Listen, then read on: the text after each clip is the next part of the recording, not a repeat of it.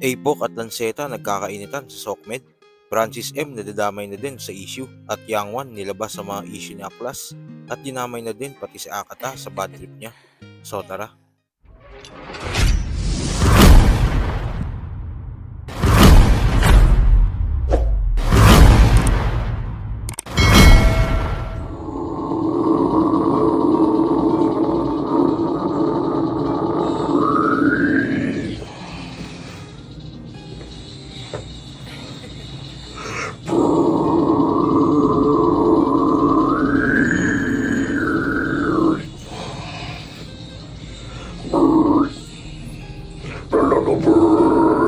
Son of a bitch! Another bird! Another bird!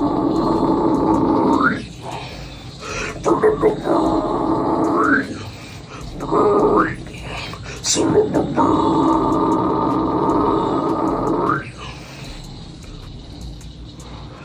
Bird!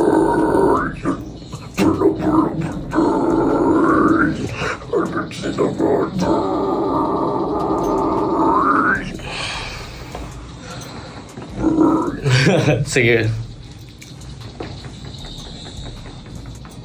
Coba.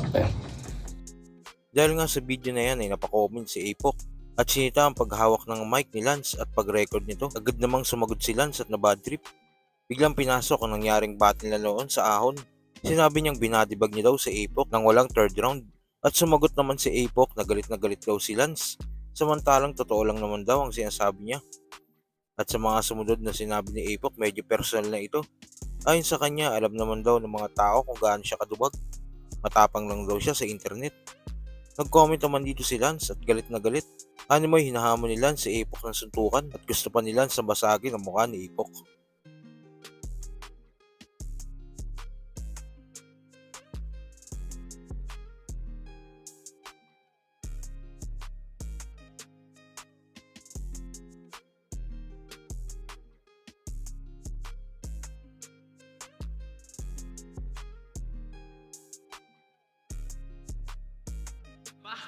Pagkatangay na tangay at nagpadala, dahan-dahan pagpaslang hanggang magpantay ang paa, lahat mabagal pagkat ganyan pagmamamatay ka na. Kaya tablado ka sa uprising eh. Oops, issue. Binasad ka ni Arik, bigyan nyo ng tissue. Aanhin namin ang talent kung disloyal o fake. At aanhin namin ang Lanceta kung may Bolo Brigade, kaya... Sa kabilang balita naman, maingay nga ang ginawa ni Aklas sa pagtira kay Kuya Drew at Tunggalo. Ayon kay Aklas, galit daw siya sa tinatagalog na English na kanta. Galit pa sa adik eh, adik rin naman kayo! Adik sa mga tinagalog na hip-hop! Maging dating adik kesa sa nagmamalinis! Pero adik sa mga kantang tinagalog na ninanakaw! Adik pero adik sa pagnanakaw! Okay na maging adik kesa sa adik sa pagnanakaw. Nabanggit niya nga ang kantang Find an Ugly Woman na ayon din mismo kay Sakay, tinagalog daw ni Andrew E. Dinamay pa si DJ Med at Moro Beats. Tangina, di papasok yan. Kesa naman sa mga kantang gawa ni Andrew E, puros tinagalog lang. Find an Ugly Woman, tinagalog lang yun eh. Dahil nga dito may nagpost ng kanta ni Francis M na ang title ay Mga Praning. Sa tabi nito may kantang No Coke ni Dr. Alban. Ayon sa pagsasaliksik natin, nilabas ang kantang No Coke taong 1990 at Mga Praning naman ni Francis M ay taong 1992. Base sa dalawang kantang ito ay parehas ang tema nila about sa droga.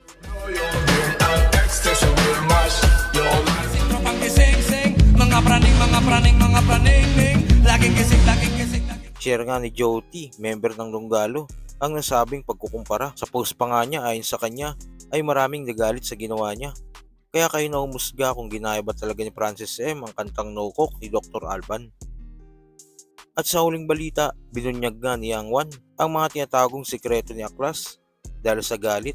Dahil pa nga sa galit, gusto ni Yang Wan hampasin si Aklas ng gitara. Sige, Janick, ito, kwentuhan kita. Si Aklas, ito yan. Kami, magkasama na kami niyan sa Las Piñas pa lang. Taga Bulacan yan. Ito ang kwento ng istorya ng buhay. Oo, di ba? Sipin mo, nagbubuo ng rap contest yan, kumakausap yan sa mga bar, resto bar, o kahit na hindi resto bar, kakausapin niya yun. Ito, ano tayo, pwede tayo, kahit ako na bahala sa mga artist. Basta sa kita, hati tayo. Tapos ngayon, lalait-laitin mo yung Salbakuta, yung Dunggalo, yung Tagalog rap, na ganun lang kami. Eh, ikaw nga eh, puta putyo-putyo ka lang. Mga ganyang artist, Gar, mga hipokrito na yan, Gar. Mga ano nga eh. Diba, nung nakaraan, idol na Dunggalo. Ngayon, puta, Idol gagalit tapang-tapang ngayon daw. Harap daw siya, bakit daw siya matatawad kay Andrew E. Pero nung tukangan, umuwi ng Iloilo. Kunyari, nagmahal Iloilo. Hindi niya masabi talaga, nagtago siya sa Iloilo. Hanggang ngayon, nandun siya.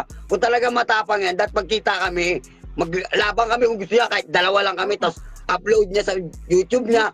Kasi nga, lahat na tinitinda niyan.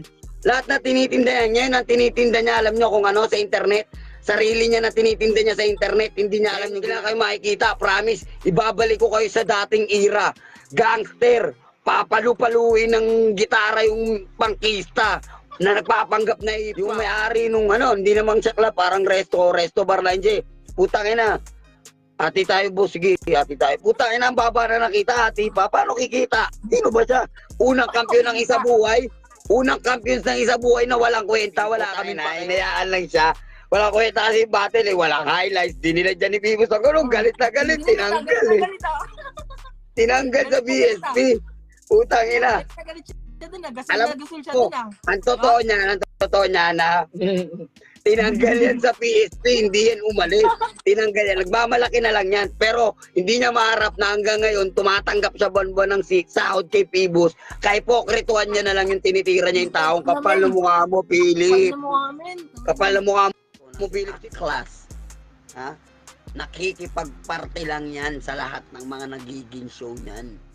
Pati nga si Akatay dinamay na ni Yang Wan dahil siguro sa pagtira nito sa laban nila ni Sixth Threat. Tara, game tayo. Wala naman ako inurungan eh. Gusto mo dalawa pa kayo ni Akata? Gusto mo? Dalawa kayo ni Nikong Bano? Ha? Gusto mo dalawa kayo ni Nikong Bobo? Gusto mo? Ha? Pwede naman. Dalawa kayo? Laban sa akin? Kulang pa yon, pero pwede na. Pabatid ka kay Jetro. Diyan kaya class. Na kahit magtulong kayo ni Akata.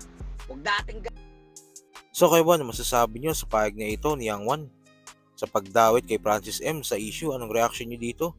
At sa mainit na sagutan ni Lance at Apok? Kung ano man sa loobin mo, comment mo lang sa baba na mapag-usapan natin yan. So yun lang.